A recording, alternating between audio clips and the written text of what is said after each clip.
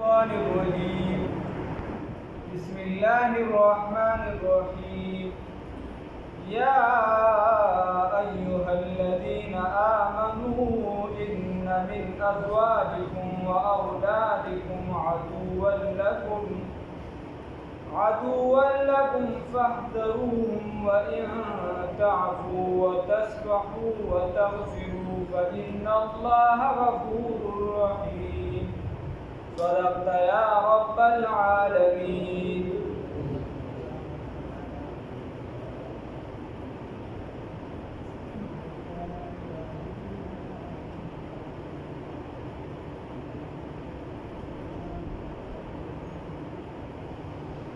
اللہ رب العزت په آیات مبارکه کې فرمایي یا ایها الذین آمنوا اے د ایمان خاوندانو ان من ازواجکم یقینا د بعضو بیبیانو ستاسو نه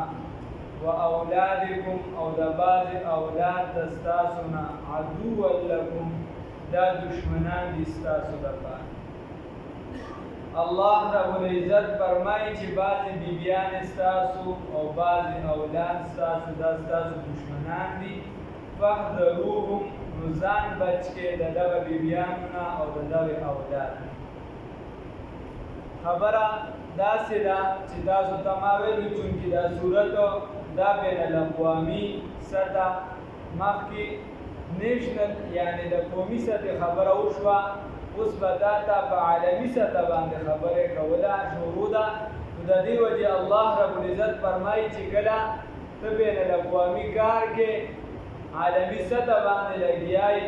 نو ته به ځان د کور نه منظم ساتي. امام شاه ولی الله رحمه الله ورته تدبیر منزل ګوره کله چې رسول الله صلی الله علیه وسلم د مدینې منورې کور بوټ هغه منظم کو هغې کې دین مضبوط شو، نو چې تر کومې پورې سیاسي مذهبي د هغه مدینه منوره چې د هغه مرکز و سیاسي اړخ سره هم او مذهبي اړخ سره هم اگر چې د هغې سیاست تابع د مذهب نو بیا اسلام چې دی دا غالب او کفر مغلوب او اسلام په ترکې باندې د هغې مثال چې دی هغه د خلافت راشده په شکل او چې کله بیا د خلافت امیه شو نو د هغې کې هم دی ګزاره کوله ځکه چې مذهبي اړخ بیا هم مدینه منوره و او چې کله د مدینې منورې نه د امام انقلاب په رای باندې مذهبي اثر رسوخ هم ختم شو، هغه بغداد ته منتقل شو، نو بیا په مسلمانانو کې فکري اختلاف پیدا شو و چې تر کومې پورې یو ځای منظم و د هغې وګړي او افراد تیار و او په هغې کې مرکزیت و نو تر هغې پورې په مسلمانانو کې فکري اختلاف نه پیدا شي. دا وړې مړې کیسې به راتلې خو منظم ډول فکري اختلاف دا نه پیدا شي چې هغه به ذات خود د مسلمانو دننه پیدا شي. یو د بار نه د بعد سازشونه د رسول الله صلی الله علیه وسلم د زمانې نه جوړ شي، سازشونه خو په دغه وخت نه ختم کول، خو چې کله فکري اختلاف په مسلمانانو کې پیدا شوی دی نو د هغې وجه دا ده چې کله مرکزیت چې کوم دی کې د هغې ټول افراد هغه د اسلام په هر رکن باندې په انصاف سره برابر و، د هغه ځای نه مرکز بل ځای ته منتقل شوي دي، نو بیا ذاتي طور په مسلمانانو کې فکري اختلاف پیدا شوی. نو د دې وجې الله رب العزت فرمایي یا ایها الذین آمنو اے د ایمان خاوندانو ان من ازواجکم، نو ټولې بیبیانې نه یادوي، بعضې بیبیانې ستاسو دا به تا د میشن نه روکو کوي، دا ته وایي چې سړیه ټول خلک چې دي هغه پیسې ګټي او ته پکې لاسې روزي او چلې لري، ټول خلک چې دي هغه کاروبارونه کوي او ته پکې له امله دلته دین زده کوې، دین ته ناست ټول خلک چې دي نو هغوی د ځان د بچو کار کوي، ته پکې له امله جهادونه کوي، ځان له دې کار کتلی سړیه. ټول خلک چې دي هغه شیخ حسن جان شهید رحمه الله فرمایل وایي زه په مدینه منوره کې د رسول الله صلی الله علیه وسلم روضې مبارکې ته مخامخ ناست وي، مدینه یونیورسټۍ کې مې سبق وي. نو ما ته د مردان یو نواب وي، نوم یې ناخلم، وي هغه راغی. نو ما سره خبرې کولې، خیر وي په خبرو کې راته وایي چې داسې کار دی چې ته څه وې دلته کې څه کې. نو ما ورته وي چې کتاب مې ورته چې موږ کتابونه وایو دلته کې. وی ما ته وایي چې لوگ چاند پر چڑھ گئے، خلق په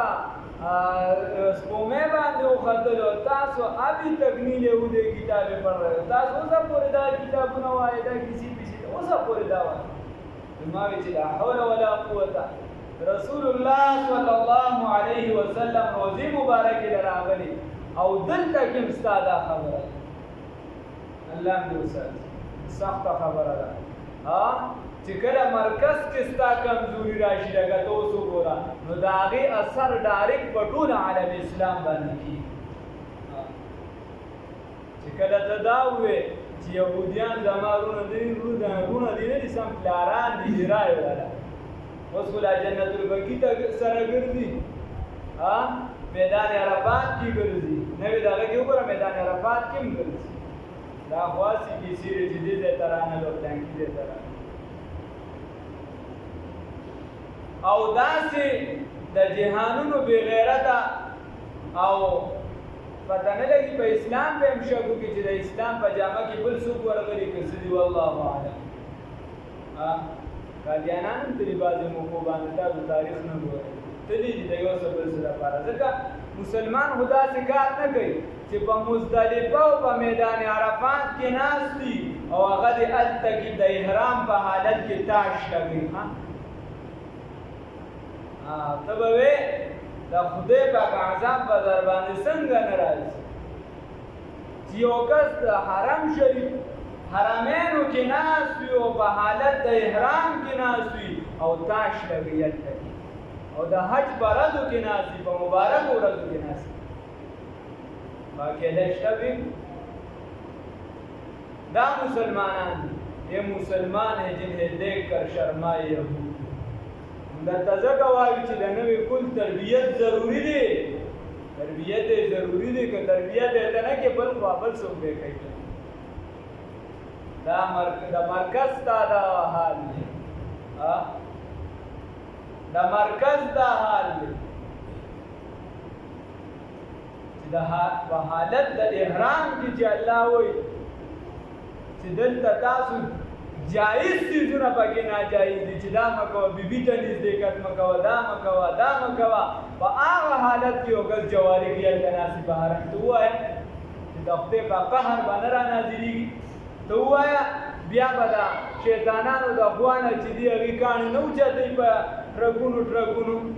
چې دې سره خو زړه اشنایي وه، دا خو چېرته په حرامو هلته راغلی، دا چېرته په دې راغلی، په دې راغلی. لږ خیال پکار دی. اللہ رب العزت راته معافي وکړي. یا ایها الذین آمنوا، اے د ایمان خاوندانو، ان من ازواجکم، یقینا د سنا د بعضو بیبیانو ستاسو نه، و اولادکم او د اولاد ستاسو نه، عدو لکم، دا دشمنان دي ستاسو دپاره. نو دا یو صحابي مو د رسول الله صلی الله علیه وسلم هغه به چې کله د جهاد اراده وکړل نو ډېر مالدار و، نو دا بیبي به ورته ورپرېوته او په ژړا به شو، بچي به هم چې ته لاړ شي مونږ به څه کوو. نو هغه به هغه ټیم سره نرم شو. اخره کې راغی رسول الله صلی الله علیه وسلم ته شکایت وکړو، صاحب دوی خو راسره دا چل کوي. نو بیا یې سختي شروع کړه د بیبي سره. نو الله دا آیات را نازل کړه. الله وایي چې بعضو د بیبیانو نه بعضې د اولاد ستاسو نه دا ستاسو دپاره دشمنان دي، فاحذروهم، ځان د دینه بچ کړئ، ځان ترې بچو ساتئ.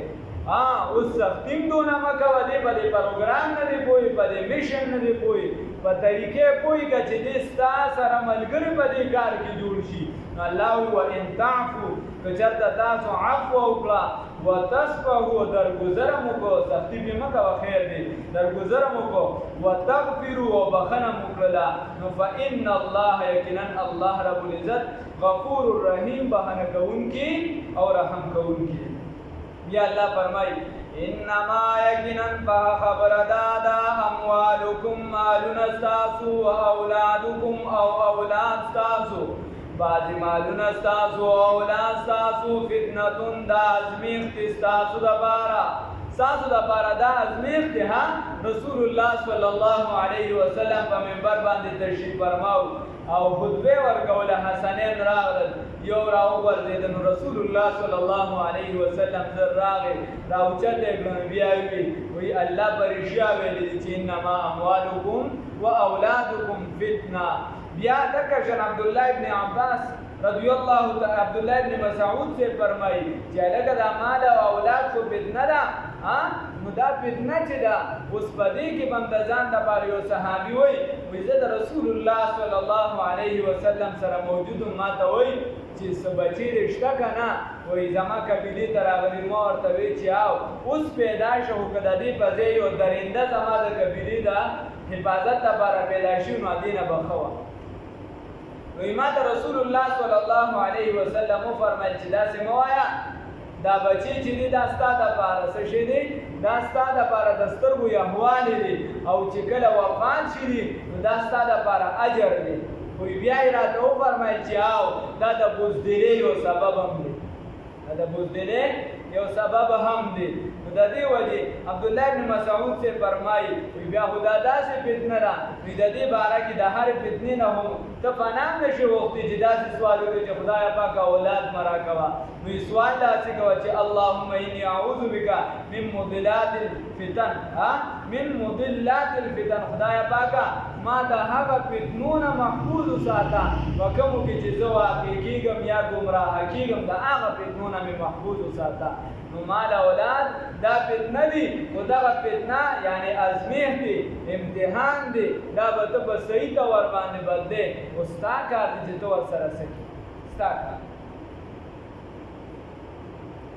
انما اموالکم یقینا مالونه ستاسو اولاد ستاسو فتنه دا ازمیح دی والله یقینا الله رب العزت عنده دا الله سره اجر عظیم لوی اجر دی. فاتقوا الله نو بس او یریږئ د الله رب العزت نه مستطعتم څومره چې طاقت وي ستاسو نو په اعمالو کې تقوا وکړه د خپل وس مطابق عمل چې دی دا د نیکۍ کوه. او بل دی کې صورت آل عمران کې تېر شوي دی الله وایي د الله نه یره وکړه داسې وکړه چې څنګه یې حق دی مطلب دا په یره کې د سره د بل څه گنجایش نشته. نو د هغې نه مراد چې دی هغه عقیده ده په عقیده کې لاندې باندې نه چلېږي عقیده به دې سمه عقیده کې بیخي داسې گنجایش نشته او عمل کې انسان د کمزوري کله ناکله راتلی شي. نو مستطعتم د خپل طاقت مطابق. بیا الله فرمایي واسمعوا واورئ واطیعوا او تابعداریو کې خبره اورئ او تابعداریو کې نو دا مومن کار بدای چې دی به خبره اوري او تابعداري به کوي. نو دا د قومي رهبر لپاره ضروری دی بین الاقوامي پروګرام چې ته چلې نو ته به خپل لومبي قومي انتظام جوړې کور کې ته په منزله د بادشاهي د کور وګړي به ځان سره داسې جوړې چې هغوی ستا د پروګرام خلاف ورزي نه کوي. نو ته وایې چې بهی دلته به ناست یو فکر به د عالم کې او په خپل کور کې د فکر د عالم نشته ښه مضبوط ټي وي دې ورته لګولې دی هر آرامیتوب دې په کور کې شروع کړی او فکر د عالم کې دا فکر د عالم نه دی دا فکر د بل څه دی. یا ته وایې چې هلکه د پلانکي کس چې دی مون نه کوي او ته د خپل کور والا ته یو خو چې ته په کور هم کار کوې او بهر هم چې هغه که بیا نه مني یا ځان نه کیسه ده خو ته په کور کې د سره دغه پروګرام باندې کوشش نه کوې او بهر کوشش کوې هغه که هر څوک وي په هره جامه وي که هغه به هر جامه کې مې پوشیدن که هر جامه اچوي او ځان پکې پټوي که هغه د تبلیغ وي که هغه د پیرې وي که هغه د ملا وي که هغه د هل افسد الدین الا الملوک واخبار سوء ورهبانها اے حرابی دین کی ان دینوں سے شاہ ظالم پیر جاہل مولوی بھی دین سے هغه چې هر څوک وي هغه چې هر څوک نو دا غلطي کوي دغه پروګرام به د کور منظم کې که تا ته وایي چې هلکه د علماو قدر نو لومبې به ته به ځان کوشش کوې کور به کوشش کوې هلکه ذکر پکار دی په کور به کوشش کوې هلکه مونځ پکار دی په کور به کوشش کوې نو بیا نو د قومي رهبر به دا کاري چې دی به د شاګرد په شان شاګرد ته چې وي دی یعنی شاګرد ته چې څوک خبره کوي امام انقلاب رحمه الله فرمایي به طور مشوره به کوي هغه وایي شیخ الهند صاحب به وایي چې موږ سره لګیا وو نو هغه به په طور مشوره موږ ته خبره کوله چې هلکه دا کار پکار دی نو بیا به کله ناکله که پرې څوک پوه شو نو هغه کار به ډایرکټ شاګردانو کو او که به پرې پوه نه شو نو هغې به بار بار وي نو دغه شان شیخ الهند رحمه الله وایي او بیا وفرمایل قومي تحریک دپاره دا ضروري ده ویې چې یاره د کابل تم تک پکار دی یو کس پکار دی چې کابل تم لړ شي نو ما چونکې هسې وي کابل ته او یا هغه ټیم زما بلکل ذهني رجحان نه مو ورته چې زه خو نه ځم وایي ما زه په دې پوه نه شم چې دې اشاره ما طرف ته ده چې ته لاړ شه وایي بیا یې په دویم ځل وی چې د کابل تم تک پکار دی څه موده پسې وي نو ما بیا او بیا دلته چې زما چې دی شیخ الهند رحمت الله علیه د خلکو سره تعارف کړو نو دلته ظاهري طور چې دی زما یو خاص هیئت جوړو یو خاص شکل باندې یو خاص سټیټس مې نو ما وی چې دا مقام ته پرېږدي او په دې سختو ځیو کابل ته به په پټه ځي نو ما ورته چې زه خو نشم تللی وی په درېیم ځل خبر راغی چې مولانا برکت الله صاحب د برلن نه چې دی استنبول ته راغی د استنبول نه به بیا چې دی کابل ته راځي او ورسره غالبا مهندر پرتاپ کو څه شي هغه هم ورسره را روان دي هندو نو ما اړو شو شیخ الهند صاحب ته مې وویل چې دي پلانکې و کابل ته را روان دي هغه په ما باندې پوه شو نو د دې موده شوې وه نو شیخ الهند صاحب دقه ټیم دومره غوسه شه چې چېرته وړاندې نه و غوسه شوی وایي ما ته وی چې یو هندو راځي او هغه د کابل حالات معلوموي د برلن معلوموي د استنبول معلوموي په دنیا کې چکر لګوي او دلته په چا اثر نه کېږي درېیم ځل مې دی چې زه وایم چې هلکه د دې ریاستونو معاینه پکار ده چې ما ته حالات را معلوم شي هغه چونکې یو تحریک چلولي او اوږده خبره ځانه د ریشمي رومال وغیره ما ته د کابل حالات هم را معلوم شي د دې نور هم زه درېیم ځل مې زه لګیا یم څوک پرې غوږ نه ګروي نو بیا زه پوه شم چې دا خبره خو ماته وه نو بیا ماته سخته وه او د ټولو نه سخته راته دا وه چې حکومت سخت و هغې به پکړ دکړ شروع کړی ما وی په لاره چېرته ونه نیسلی شم نو شیخ الهند صاحب به وایي چې دړه خو نه کېده د عبیدالله نو دا د ځان ته پروګرام جوړ کړی خیر نو خبره مې دې کې وه هغه بیا چې دی بیا کابل ته لاړ وغیره ته بیا نور ځان له کیسې دي خو خبره مې په دې کې وه چې قومي مشر چې دی هغه به خبره داسې کوي چې دا خلک به بطور خپل کشران یا شاګردان یا بچي ګڼي داسې به د دې تربیت کوي اوس راشه کیسه څه شي خیر بیا هغه شیخ الهند رحمه الله وایي چې دی وایي دا خبرې راته ولې نه کوله چې حکم یې ولې نه کړو نو هغه پکې دا نکته لیکلې امام انقلاب چې شاګرد ته حکم وشي او دې خبره ونه مني حکم وشي او خبره ونه مني بل دا د دوی د تباهۍ لپاره بس دی نو د دې وجې شیخ الهند صاحب خبره به طور حکم نه کوله بیا الله فرمایي نو فاتقوا الله ویریږئ د الله تعالی نه ما استطعتم نو ایمان به چې دی دغلته کابل کې چې بیا موږ سره د یونیورسټۍ سالګان و غم ده وایي پېښور نه جلا وطن شوي وو د یو ځای بل ځای نه ټول د یونیورسټۍ سټوډنټان بیا هغوی به زمانه څه موږ به د هغوی نه زده کړه کوله هغوی به زمانه نه ما به چې ورته سبق خو نو هماره زمونږ استاد داسې ویل د هغې خبرې به ډېرې خوښېدې وایي ډېر اثر به یې کوي یو بېره راته وایي چې استادان خو زمونږ هم دي خو موږ خو چېرته دا وایي چې زمونږ استاد موږ هم سټوډنټان یو کالجونو کې هم سبق ویلي یونیورسټو کې هم سبق وویل وایي ما ورته وایي چې زمونږ استادان زمونږ استادان او ستا استادان ستا نه وو ځکه ته په فخر نوم نه هلې تا چېرته ما ته اوسه پورې په سبق کې دا ونه وي حالانکې ته هم سټوډنټ یې تا ما ته دا ونه وي چې زما استاد دې ځای کې دا ویلي نو ما ته وایي چې ولې وایي ما ورته وجه دا ده چې زه او زما استاد لګیا دی هندوستاني قوم چې د هغه راج غواړي هغه دا غواړي چې د ملک د هندوستانیانو دی هغې ته پاتې شي د دې رسم و رواج پاتې شي د دې دستور پاتې شي د دې قومیت متحد پاتې شي او د دې جامه پټکي د دې هر شی محفوظ پاتې شي او استاد سره هغه د برتانیې چې د ماتان دي هغه ټول د غیرات غواړي د غی تور طریقه غواړي د غی جامه غواړي نو د دې وجه ته چې د ذهن کې د خپل استاد قدر نشي